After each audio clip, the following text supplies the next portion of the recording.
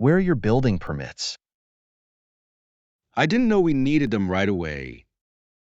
I will have to post a stop work order and issue a violation. You will have to come to the permit office and pay the fine, then apply for a building permit. All work ceases until a building permit is issued.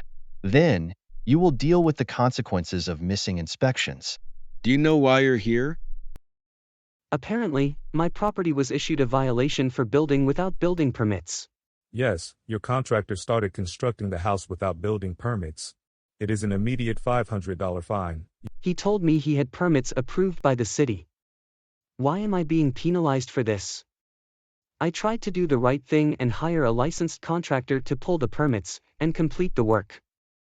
We understand your concern, however. The violation goes to the property owner. It is then that it becomes a civil suit between the property owner and the contractor. Furthermore, a slab was poured without inspection. Therefore, you'll have to break up the slab for inspection. Why are you doing this to me?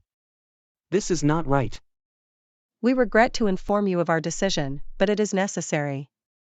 You have 14 days to comply with the order, or the city will lien your property and access a $50 day per calendar day fine until compliance is met. Good day.